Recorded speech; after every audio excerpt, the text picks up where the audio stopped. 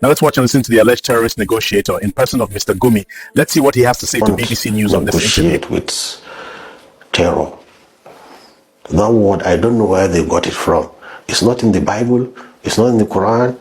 In fact, it's not even in practice. Everybody's negotiating with bandits. America had an office where they were negotiating in Taliban in Qatar. Everybody's negotiating with outlaws, non-state actors. Everybody. So where do they get that knowledge from? We negotiate for peace and our strategic interests. If negotiation will bring stoppage of bloodshed, we do it. Some critics argue that your actions, the way you engage with these bandit groups, seem to legitimize their operations, and also it undermines the state authority. How do you respond to accusations that you empower them to carry out these attacks, kidnappings and violence that we see across board? Anybody who thinks that way, because he doesn't know the intricacies and what we go through, and he doesn't even know that I go there with the authorities. I don't go there alone, and I go there with the press. You've never gone there alone? I've never been there alone, never. When was the last time you had these meetings with them? No, it was just in 2021. That's when I did a marathon trying to see if I can get as much as possible to get them together. But unfortunately, the government of that day is not keen about what we are doing. I mean, the federal government. The states we are keen. The federal government was not keen. So they declared them terrorists. And since they are declared terrorists, we said, okay, we have disengaged completely from every contact with them. But this quote, among several others, quite popular and controversial, attributed to you. I'd like to read that to you. Okay. You said, and I quote, "Kidnapping children from school is a lesser evil because in the end, you can negotiate, and now bandits are very careful about human lives." Do you still stand by this quote? I think part of it is correct and part of it is wrong. Saying that kidnapping children is a lesser evil than killing soldiers definitely is lesser. Killing is worse than, but they are all evil. It's just a lesser evil. Not all evils are of the same parallel. So it's a lesser evil than, like what happened in Kebbi.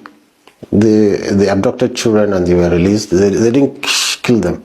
In Niger State, over 230 of those school children that were kidnapped are said to be, by the school authorities, are said to be in the nursery and primary school classes. Some children as young as 6 were kidnapped, and they're currently still in the hands of the bandits in harrowing conditions. What do you say to the parents of these children? It's an evil, and we pray that they escape. You pray that they escape? Yes. You were a captain in the Nigerian army, and also you've had dealings with the bandits. Do you think that we are moving in the right direction to be able to stop this, or do you still see some gaps? No, you see, we need a robust army, a military strong, and it's holding the nation now. There's nothing holding this nation without the military. It's good. It should be equipped. It should be trained. It should be there and ready. But even the military is saying, our role in this civil unrest, in this criminality, is 95% kinetic. The rest is the government, the politics, the locals. The military cannot do everything. So we should not tax our military for more than what they can do. So our military cannot win this war against them? Where a military won guerrillas? Nowhere.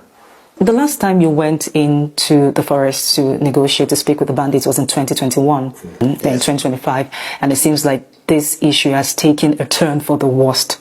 How would you rate I wouldn't say a turn for the worst. The death we had in before our intervention and before we bring this to light are worse. Villages were killed and ransacked. But now you hardly hear a village ransacked. On the contrary, we've seen the activities of the bandits group spread across the northwest and even the southwest. The sporadic attack. Nowhere can say you have 100% security, especially when you are coming out from a very serious situation like Nigeria. So what do they want? They're fighting an existential war. So what do they want to be able to exist? And what does this look like? What would this look like? Their life immemorial lives on cattle rearing. He doesn't like anything except his cattle to be multiplying. So he knows where to graze his cattle, to take care of his cattle. That is his life. In fact, they inherit it.